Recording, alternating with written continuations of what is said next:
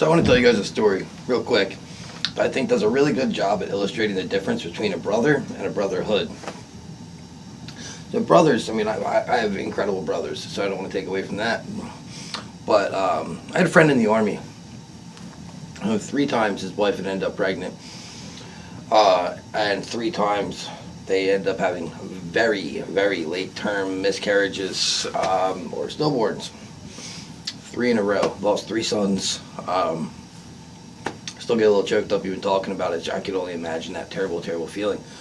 So that being said, I remember when his 4th son was to be born, they had already discovered that there was complications before she went into labor. And I told him I was on my way to the hospital. And he said, absolutely not, stay home, please. I guess he just didn't, he was preparing himself for the worst.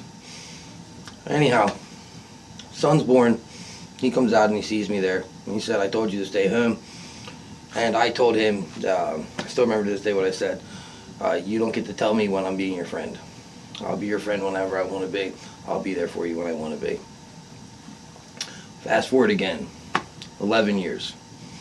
I'm going through the hardest time of my life. Absolute worst part of my life. We're both out of the Army at this point. I live well over an hour away from each other. So he said he was going to come by, bring his son, which, you know, me and his son get along great. I'm not going to use his name. It's none of my business to put his personal information out there. But anyway, I said, no, bud, I just want to be alone right now. I just need time to think. Wouldn't you know, a little bit later, I get a knock on my door. I open up the door. There's my buddy from the Army with his son. And he said, I figured you could use a hug. His son jumped in my arms, gave him a hug, talked to my friend. I said, yeah, man, I told you I just wanted to be alone and think right now. And he remembered from 11 years prior. He said, I know you did, but you don't get to tell me when I get to be your friend. You don't get to tell me when I'm there for you. That's brotherhood. That is the difference. That is a man who's not even my flesh and blood.